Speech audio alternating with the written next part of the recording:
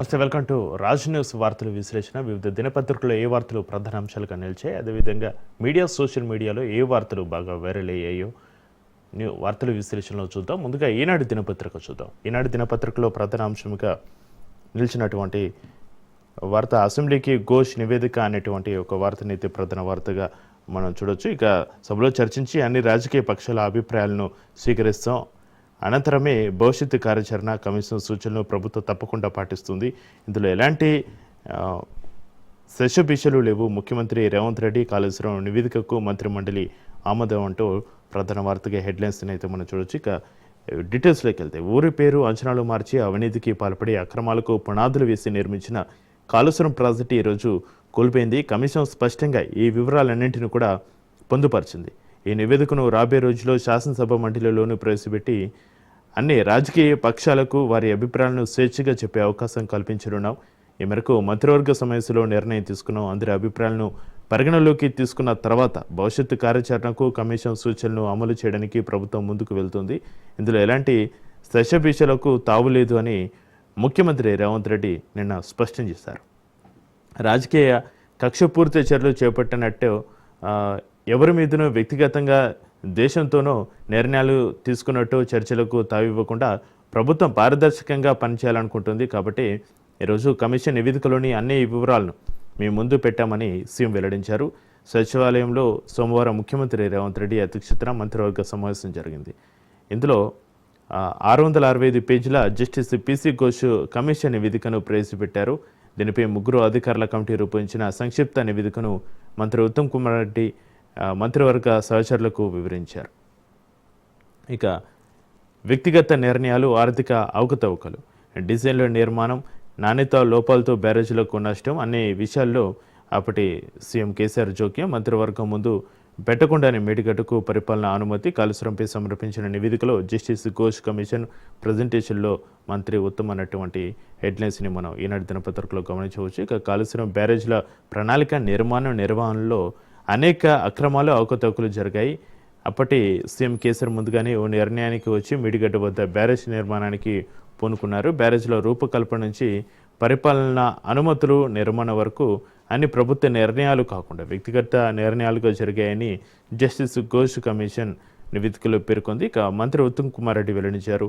3 బ్యారేజ్ల నిర్మాణానికి సంబంధించిన అన్ని విషయాల్లో అప్పటి సీఎం జోక్యం చేసుకోవడంతో పాటు సూచనలు ఇచ్చారని కూడా వారు తెలపడం జరిగింది. ఇక మంత్రివర్గ సమావేశం అనంతరం మీడియాతో మాట్లాడుతున్న సీఎం రేవంత్ రెడ్డి చిత్రంలో ఉత్తమ్, బట్టి విక్రమార్క, తుమ్మల. ఇక ఓవల్ ఓ అద్భుతం, ఇంగ్లాండ్తో టెస్ట్ సిరీస్ 2-2తో సమ్మం అంటూ ఒక టెస్ట్ మ్యాచ్కి సంబంధించి ప్రధాన వార్తను చూడొచ్చు. ఉత్కంఠ పోరులో భారత్ విజయం సాధించింది, విజృంభించిన సిరాజ్ అంటూ హెడ్లైన్స్ని మనం చూడొచ్చు. ఇక ఓవల్లో ఒక అద్వితీయ పోరాటం అని, అపురూప బహుమానం అని చెప్పవచ్చు. ఉత్కంఠకు నిలిచి ఒత్తిడిని జయించిన టీమిండియా చిరస్మరణీయ విజయాన్ని అందుకుంది. రసవత్తర క్లైమాక్స్లో అత్యుత్తమ ప్రదర్శన చేసిన గిల్ బృందం ఆఖరి టెస్టులో 6 పరుగుల తేడాతో ఇంగ్లాండ్ ఓడించి సిరీస్ను 2-2తో సమం చేసింది. ఇక హైదరాబాద్ స్పీడ్ గన్ మహమ్మద్ సిరాజ్ భారతీయ హీరో. ఇక నిర్ణయాత్మక పోరులో పడిలేచిన టీమిండియా పట్టుదలను ఎంత మెచ్చుకున్నా తక్కువే. జట్టు అంతకుముందు పోరాటం అంతా ఒక ఎత్తు, సోమవారం తీవ్ర ఒత్తిడిలో చేసిన పోరాటం మరో ఎత్తు. చేతిలో 4 వికెట్లున్న ఇంగ్లాండ్ ఆఖరి రోజు చేయాల్సిన 35 పరుగులే. కానీ కొన్ని షాట్లు కొడితే చాలు ఆ జట్టు పని తేలిక అవుతుంది. కానీ ఎక్కడ కూడా సిరాజ్ ఉన్నాడు, అవకాశం ఇవ్వలేదు. దేశమంతా ఎంతో ఆశగా చూస్తుండగా భారానంతా భుజాన వేసుకొని కసిగా బౌలింగ్ చేసిన అతడు బుల్లెట్ బదులతో ఇంగ్లీష్ జట్టు పత్రాన్ని శాసించాడు. భారత జట్టుకు చరిత్రలో నిలిచిపోయే గెలుపునైతే అందించాడు సిరాజ్. ఇక భారత్పై సుంకాలు మరింతగా పెంచుతా అంటూ మరో వార్తని ప్రధాన వార్తగా హెడ్లైన్స్లో మనం చూడొచ్చు. అమెరికా అధ్యక్షుడు ట్రంప్ బెదిరింపులు అయితే రోజు మనం చూస్తున్నాం. భారత్పై మరోసారి తన అక్కస్సును అమెరికా అధ్యక్షుడు ట్రంప్ వెలగెక్కారు. గత వారం ప్రకటించిన 25% సుంకాల వడ్డింపుతో తాను ఆగపోవడం లేదని, మున్ముందు వీటిని ఇంకా పెంచబోతున్నట్లుగా తాజాగా బెదిరించారు. రష్యా నుంచి పెద్ద మొత్తంలో చమురు కొనుగోలు చేస్తూ విపణిలో భారీ లాభాలకు విక్రయిస్తున్న భారత్పై గణనీయ స్థాయిలోనే సుంకాలు పెంచబోతున్నట్లుగా సామాజిక మాధ్యమం ద్వారా ట్రంప్ సోమవారం హెచ్చరించారు. ఇంకా రష్యా యుద్ధంలో ఎంతమంది యుక్రెయిన్ పౌరులు ప్రాణాలు కోల్పోతున్నారో భారత్ పట్టించుకోవడం లేదు, అందువల్ల ఆ దేశంపై గణనీయంగా సుంకాలు పెంచుతాను అని ట్రంప్ పేర్కొన్నారు. ఇక నిజమైన భారతీయులు అలాంటి మాటలు అనరు అంటూ మరో హెడ్లైన్ని మన ప్రధాన వార్తగా ఈనాడు దినపత్రికలో చూడొచ్చు. రాహుల్ గాంధీకి సుప్రీంకోర్టు మందలింపు, కాంగ్రెస్ అగ్రనేతపై లక్నో ట్రయల్ కోర్టు విచారణ నిలిపివేస్తున్నటువంటి హెడ్లైన్స్ మనం చూడొచ్చు. అయితే భారత్ జూడో యాత్ర సమయంలో దేశ సరిహద్దుల భద్రతపై వ్యాఖ్యల విషయంలో కాంగ్రెస్ పార్టీ అగ్రనేత రాహుల్ గాంధీని సుప్రీంకోర్టు మందలించింది. నిజమైన భారతీయులు అలాంటి మాటలు అనరు అని జస్టిస్ దీపాంకర్ దత్తా, జస్టిస్ అగస్టిన్ జార్జ్ మసీహ్ ధర్మాసనం సోమవారం పేర్కొంది. అయితే రాహుల్పై లక్నో ట్రయల్ కోర్టు చేపట్టిన విచారణను నిలిపివేస్తూ స్టే ఆదేశాలు జారీ చేసింది.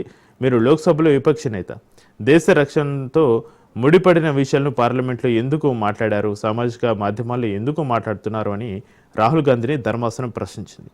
భారత్కు చెందిన 2000 చదరపు కిలోమీటర్ల భూభాగాన్ని చైనా ఆక్రమించిందని మీకు ఎలా తెలుసు, మీరు అక్కడ ఉన్నారా, విశ్వసనీయమైన సమాచారం మీ వద్ద ఉందా, ఆధారాలు లేకుండా అలాంటి ప్రకటనను ఎందుకు చేశారు, నిజమైన భారతీయులు అలా మాట్లాడరు అని ధర్మాసనం పేర్కొంది. రాహుల్ గాంధీ తరపున సీనియర్ న్యాయవాది అభిషేక్ సింఘ్వి వాదనలు వినిపిస్తూ ప్రతిపక్ష నేత సమస్యలను లేవనెత్తకపోతే దురదృష్టకరమైన పరిస్థితికి దారితీస్తుంది, ఈ అంశాలను మాట్లాడకపోతే ఆయన విపక్ష నేతే కాదు, దాడిలో 20 మంది భారతీయ సైనికులు మృతి చెందారు, ఇది ఆందోళనకర విషయం అని తెలిపారు. దీనిపై ధర్మాసనం స్పందిస్తూ సరిహద్దులో ఘర్షణ తలెత్తుతున్నప్పుడు ఇరువైపులా మరణాలు సంభవించడం సాధారణమే అని పేర్కొంది. సరిహద్దులో జరిగే వాటిని తెలియకుండా చేస్తున్నారని ఆవేదన రాహుల్ గాంధీ వ్యక్తం చేశారని సింఘ్వి మరోవైపు ఆయన వాదనలు అయితే వినిపించడం జరిగింది.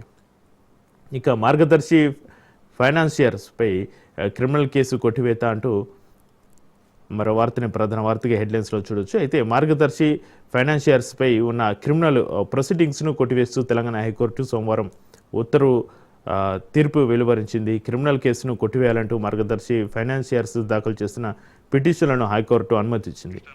డిపాజిటర్దారులందరికీ సొమ్ము చెల్లించడంతో పాటు హిందూ బాజ్య కుటుంబ అంటే హెచ్యుఈఎఫ్ మాజీ కర్త మరణించారని హెచ్యుఈఎఫ్లో మిగిలిన సభ్యులను నిందితులుగా చేర్చడానికి వీలేదంటూ 2025 జనవరిలో మార్గదర్శి ఫైనాన్షియర్స్ మధ్యంతర దరఖాస్తులు అయితే చేసింది. ఇక మూగబేన గిరిజన గలం అంటూ మరో ప్రధాన వార్తగా ఒక హెడ్లైన్ చూడొచ్చు. జేఏఎం అగ్రనేత శిబు సోరెన్ కనుమూత, జార్ఖండ్ ఏర్పాట్లో కీలక పాత్ర వారు పోషించారు, కేంద్ర మంత్రిగా సీఎంగా సేవలు వారు అందించారు. ఇక రాజధానిలో కుండపోత వర్షం, హైదరాబాద్ రాజ్భవన్ మార్గంలో గోదావరిని తలపిస్తున్న రహదారి అంటూ మరో వార్తను కూడా ఈనాడు దినపత్రికలో చూడొచ్చు. ఇక సాక్షి దినపత్రికలో ఏ వార్తలు ప్రధాన అంశాలుగా నిలిచాయో సరి చూద్దాం.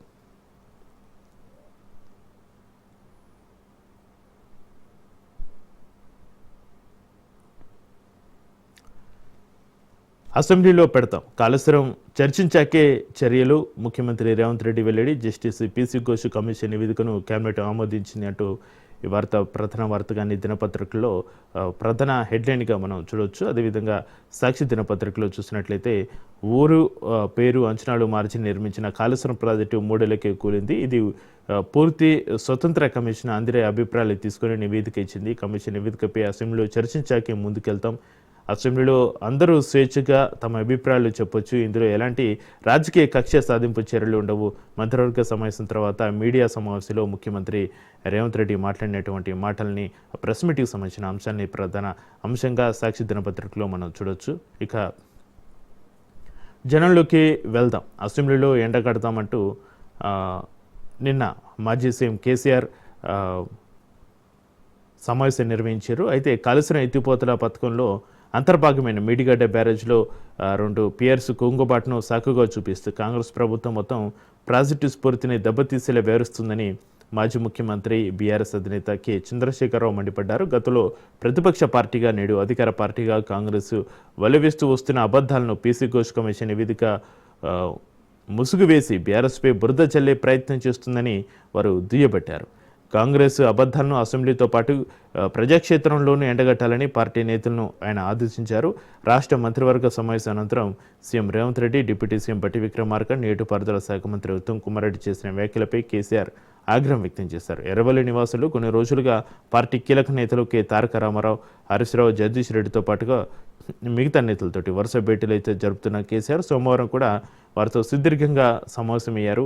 బీజేపీ ప్రేరేపిత జాతీయ డ్యాంల భద్రత ప్రాధికార సంస్థ ఎన్డీఏసీను అడ్డం పెట్టుకుని తయారు చేయించిన నివేదికపై ప్రజలకు వాస్తవాలు వివరించాలని కేసీఆర్ ఆదేశించినట్లుగా బీఆర్ఎస్ వర్గాలు వెల్లడించాయి. ఇక అసెంబ్లీ వేదికగానే అసలు నిజాలు చెబుదామని కూడా బీఆర్ఎస్ నేతలు చెబుతున్నారు. బీసీ కోశ్ కమిషన్ నివేదికను త్వరలో అసెంబ్లీ ఉభయ సభలో ప్రవేశపెట్టి చర్చిస్తామని సీఎం రేవంత్ చేసిన ప్రకటనపై ఈ భేటీలో కేసీఆర్ కీలక వ్యాఖ్యలు చేసినట్లుగా మనం ఈ వార్తలో చూడవచ్చు. ఇంకా ఇసుక దారి మల్లకుండ అంటూ మరొక వార్తని ప్రధాన వార్తగా మనం చూడొచ్చు. మగ్దుంపూర్ వద్ద టీజీఎండీసీ అధికారులు ఏర్పాటు చేసిన సీసీ కెమెరాల ద్వారా ఇసుక లారీల కదలికలపై నిఘాకు సర్కారు కసరత్తు. డంపింగ్ బ్లాక్ మార్కెట్ను అడ్డుకునేందుకు టీజీఎండీసీ వినూత్న విధానం. దారి పొడవునా లారీలను గుర్తించేలా హైవేల వెంబడి అధునాతన సీసీ కెమెరాలు. టీజీఎండీసీ కేంద్ర కార్యాలయంలో కమాండ్ కంట్రోల్ రూమ్ ద్వారా నిరంతర పర్యవేక్షణ. పైలట్ ప్రాజెక్టు కింద 4 జిల్లాల ఎంపిక. త్వరలోనే రాష్ట్ర వ్యాప్తంగా కూడా ఇవి సీసీ కెమెరాలు అమలు చేసే విధంగా చర్యలు తీసుకునే అవకాశాలు అయితే మనకు కనిపిస్తూ ఉన్నాయి. దానికి సంబంధించిన వార్తను కూడా మన ప్రధాన వార్తగా చూడొచ్చు.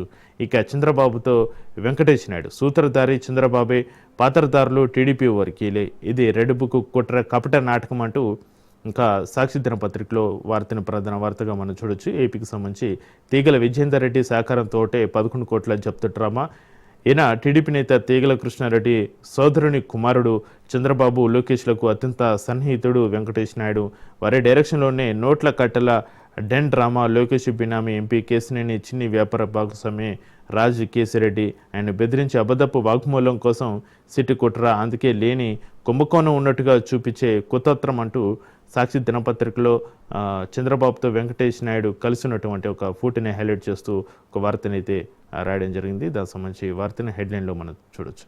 ఇక సమంగా సగర్వంగా చివరి టెస్టులో ఇంగ్లాండ్పై భారత్ అద్భుత విజయం సాధించింది. దానికి సంబంధించి హెడ్లైన్ సమంగా సగర్వంగా అనేటువంటి హెడ్లైన్ అయితే మన సాక్షి దినపత్రికలో చూడొచ్చు. కానీ నడి రోడ్డుపై నరకం అంటూ నిన్న భారీ వర్షం కురిసింది. హైదరాబాద్లో సోమవారం వాన బీభత్సానికి జలమయమైన అమీర్పేట ప్రధాన రహదారి అక్కడ పరిస్థితులను కూడా సాక్షి దినపత్రికలో మనం చూడొచ్చు. ఇక ఆంధ్రజ్యోతిలో ఏ వార్తలు ప్రధాన అంశాలుగా నిలిచాయో ఒకసారి చూద్దాం.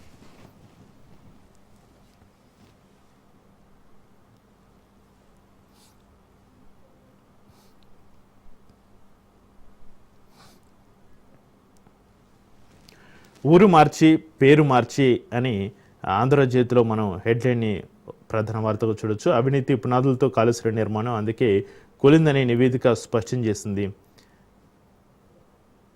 ఘోష్ కమిషన్ నివేదికను కేబినెట్ ఆమోదించింది. త్వరలో అసెంబ్లీలో ఆ తర్వాత తుది నిర్ణయం. మేడిగడ్డ బ్యారేజ్ కుంగుబాటుకు కారణాలను వివరిస్తూ కేసీఆర్ హయాంలోని ఎన్డీఏసీ నివేదిక ఇచ్చింది. రాజకీయ కక్ష వ్యక్తిగత ఉద్దేశంతో నిర్ణయం తీసుకోం. కేబినెట్ సమావేశం తర్వాత సీఎం రేవంత్ రెడ్డి వెల్లడి. నిర్మాణ సంస్థలకు లబ్ధి చేకూర్చడానికి నామినేషన్ పద్ధతి. గోదావరిలో జలకళ ప్రచారం కోసమే నీటి నిల్వ అంటున్నారు ఉత్తమ్. ఇక అసెంబ్లీని తప్పుదోవ పట్టించిన కేసీఆర్ అంటూ బట్టి విక్రమార్క నిన్న ప్రెస్ మీట్లో చెప్పడం జరిగింది. దానికి సంబంధించి వార్తని అన్ని దినపత్రికల్లో కూడా ప్రధాన వార్తగా తీసుకోవడం జరిగింది. అదేవిధంగా ఆంధ్రజ్యోతిలో ఊరు మార్చి పేరు మార్చి అనేటువంటి హెడ్లైన్ తోటి ఈ వార్తని హైలైట్ చేయడం జరిగింది. ఇక కట్టుడు నుంచి కూలుడు దాకా సర్వం కేసీఆర్ అంటూ ఇక్కడ హెడ్లైన్ మనం చూడొచ్చు. సీఎంలా కాకుండా ఇంజనీర్ల వ్యవహారం. తందన అన్న నాటి మంత్రి హరీష్ అధికారులు. నిశ్శబ్ద నేరస్తుడు నాటి ఆర్థిక మంత్రి ఈటెల.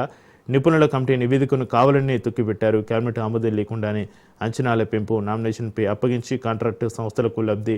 జస్టిస్ పీసీ ఘోష్ నివేదిక సారాంశాన్ని కేబినెట్కు అందజేసిన అధికారుల కమిటీ అంటూ వార్తని ప్రధాన వార్తగా మనం చూడొచ్చు. ఇక తగవుల దారిలో తమ్ముడు రేవంత్కు అండగా అన్న అంటూ ఒక వార్తనైతే ఇక్కడ ఆంధ్రజ్యోతిలో మన ప్రధాన వార్తగా చూడొచ్చు. రాజగోపాల్ రెడ్డిలో మంత్రి పదవి దక్కలేదన్న అసంతృప్తి. సీఎం రేవంత్ రెడ్డి వ్యాఖ్యలపై తరచూ విమర్శలు. సోషల్ మీడియా జర్నలిస్టులపై రేవంత్ ఆగ్రహం వ్యక్తం చేయడం పైన రాజగోపాల్ రెడ్డి తీవ్ర అభ్యంతరం. వారిని గౌరవించాలని అవమానించవద్దు అని సూచన. గతంలో 10 ఏళ్లు నేనే సీఎం అన్న వ్యాఖ్యలపైన కూడా విమర్శలు చేశారు. మళ్ళీ రేవంత్ ముఖ్యమంత్రి కావాలంటున్న మంత్రి కోమటిరెడ్డి వెంకటరెడ్డి గణపతి పూజ కూడా చేశారని వెల్లడి. పార్టీలో రేవంత్ జూనియర్ అయినా గౌరవిస్తారని వారైతే వ్యాఖ్యానిస్తున్నారు. ఒకవైపు అన్నేమో సీఎం రేవంత్ రెడ్డికి అండగా నిలుస్తున్నటువంటి పరిస్థితి, మరోవైపు తమ్ముడు అంటే రాజగోపాల్ రెడ్డి, కోమటిరెడ్డి రాజగోపాల్ రెడ్డి సమయ సందర్భాన్ని బట్టి వారు ఎప్పటికప్పుడు సీఎం రేవంత్ రెడ్డిని విమర్శిస్తూ సోషల్ మీడియా వేదికగా పోస్టులు పెడుతున్నటువంటి పరిస్థితి.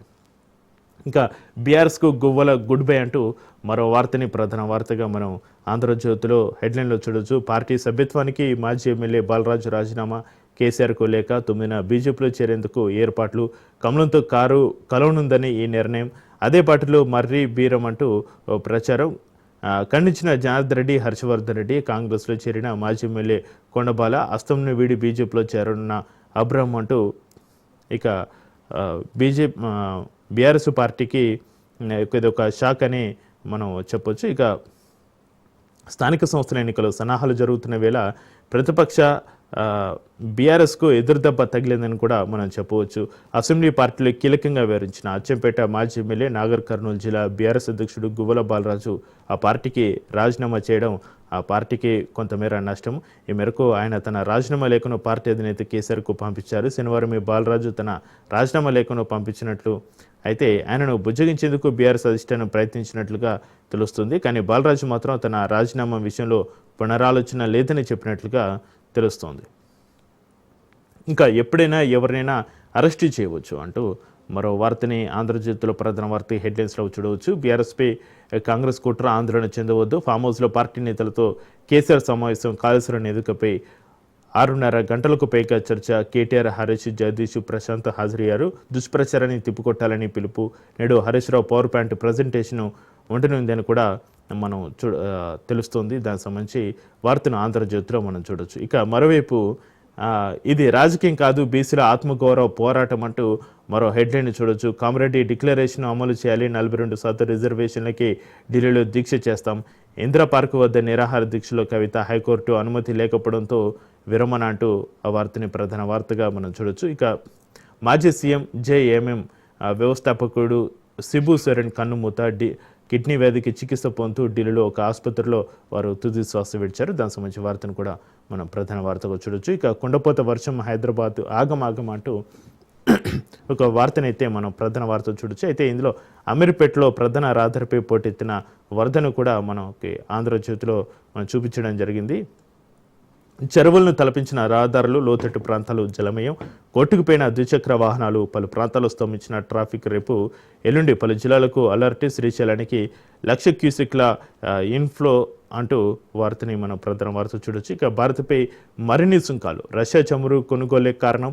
భారత్ నుంచి భారీగా రష్యాకు ఆర్థిక వనరులు. దీంతోనే ఉక్రెయిన్ యుద్ధం. డొనాల్డ్ ట్రంప్ వ్యాఖ్యలను కూడా ఆంధ్రజ్యోతిలో హైలైట్ చేయడం జరిగింది ఒక వార్తగా. ఇక బీసీ బిల్లును పార్లమెంట్లో ప్రవేశపెట్టే వరకు పోరాడతామంటూ మరో వార్తని ప్రధాన వార్తగా చూడొచ్చు. ఇక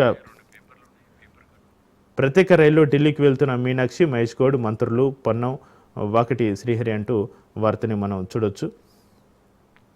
ఇక వెలుగు దినపత్రికలో ఏ వార్తలు ప్రధాన అంశాలుగా నిలిచాయో ఒకసారి చూద్దాం.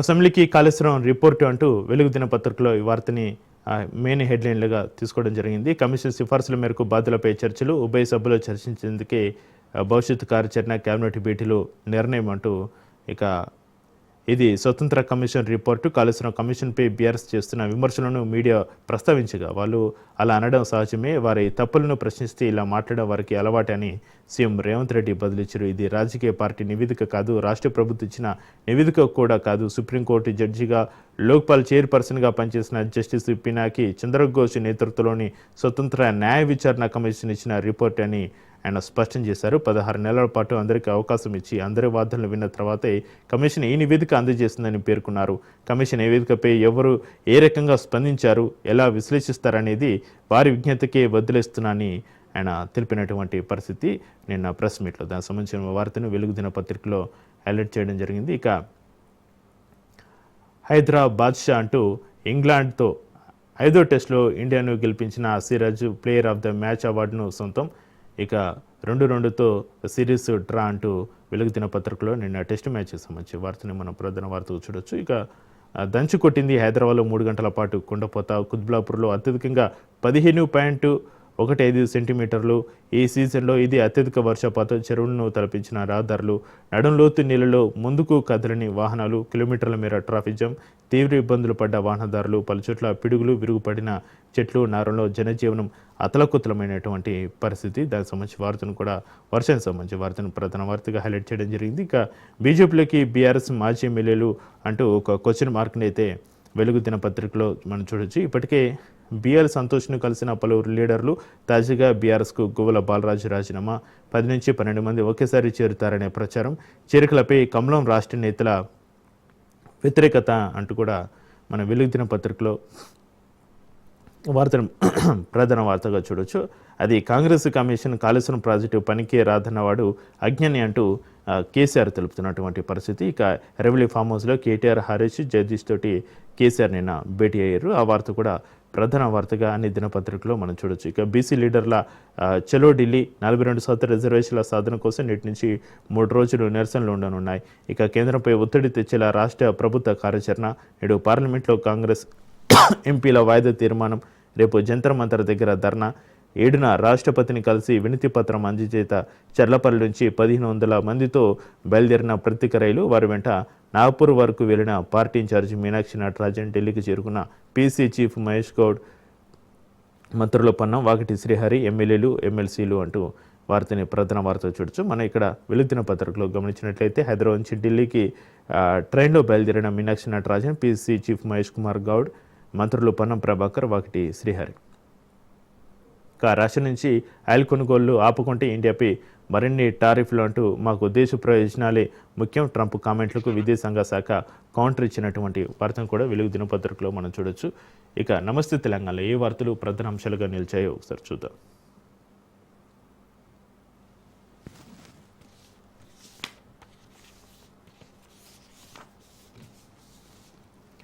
ఇక కమిషన్ ఒక మిష, కాంగ్రెస్ ఆత్మఘోష అంటూ నమస్తే తెలంగాణలో ఒక హెడ్లైన్ అయితే మనం చూడొచ్చు. కాళేశ్వరం కట్టడం కేసీఆర్ చేసిన నేరమట, 3.5 ఏళ్లలో పూర్తి చేయడము తప్పేనట. 665 పేజీల నివేదికలో పరిధి దాటి రాజకీయాల వ్యాఖ్యలు. 3 ఏళ్లుగా కాంగ్రెస్ చేసిన ఆరోపణలతోనే నింపివేత. ప్రాజెక్టు పనులపై సీఎం పర్యవేక్షణ, రాజకీయ జోక్యమట. నివేదికలో పలుచోట్ల తుమ్మిడి హట్టి జపం చేసిన కమిషన్ అడుగుడున ఇక్కడ ప్రాజెక్టు ఎందుకు కట్టలేదన్న ఆరాటం. నీటి నిల్వతోనే మేడిగడ్డ ప్రమాదం అయితే ఇక బరాజు ఎందుకు నిబంధనలో లేని టర్నికీ పద్ధతిలో టెండర్లు ఇవ్వాల్సిందట. పలువురు పర్యవేక్షణ అధికారులు, కాంట్రాక్టర్ల ప్రస్తావనే లేదు. 665 పేజీల నివేదికను ప్రజల ముందుంచిన రేవంత్ సర్కార్ తనకు కావలసిన పేరాలతో 60 పేజీలో మాత్రమే విడుదల చేసినట్టు నమస్తే తెలంగాణలో ఈ నివేదికకు సంబంధించి ఇక్కడ ఒక కథనాన్ని రాయడం జరిగింది. అయితే నమస్తే తెలంగాణలో చూపించిన కథనం ప్రకారం దున్న ఈనిందంటే దూడని కట్టే ఏమన్నట్టుగా ఉంది కాళేశ్వరంపై వేసిన పినాకి చంద్రఘోష్ కమిటీ నివేదిక అంటూ వ్యంగ్యస్త్రాలను అయితే సంధిస్తూ రాయడం జరిగింది. దున్న ఈనిందని కాంగ్రెస్ అంటే దూడని కట్టేయమని కమిషన్ చెప్పింది. రేవంత్ రెడ్డి సహా కాంగ్రెస్ నాయకులు 3.5 ఏళ్లుగా చేస్తూ వచ్చిన ఆరోపణలకు కొన్ని రాజకీయ వ్యాఖ్యలను జోడించి నివేదిక సమర్పించినట్టుగా అర్థమవుతూనే ఉన్నది. కాళేశ్వరంపై ఘోష్ కమిషన్ 3వ రోజు క్రితం అందజేసిన నివేదికను రాష్ట్ర ప్రభుత్వం సోమవారం మీడియాకు విడుదల చేసింది. అయితే మొత్తం 665 పేజీల నివేదికకు గాను తనకు అవసరమైన పేరాలు, అనుకూలమైన కామెంట్లను మాత్రమే తీసుకుని 60 పేజీల నివేదికను మాత్రమే కాంగ్రెస్ ప్రభుత్వ ప్రజల ముందుంచడం గమనార్హం. నివేదికలో తెలంగాణ గోస, నీటి అవసరాలు, ప్రజాకాంక్ష ఎక్కడా కనిపించలేదు. అలానే సాంకేతిక అంశాలకు పరిమితం కాలేదు. ఎంతసేపు కాంగ్రెస్ ఇన్నాళ్ళు చేస్తూ వచ్చిన ఆరోపణలకు మించి ఒక్క కొత్త అభియోగము నివేదికలో లేదు. కేసీఆర్ని లక్ష్యంగా చేసుకుని రిపోర్ట్ అంతా సాగింది. ఇక ఇరిగేషన్ ప్రాజెక్టు పురోగతిని ముఖ్యమంత్రి హోదాలో కేసీఆర్ నిరంతరం పర్యవేక్షించడము తప్పేనట.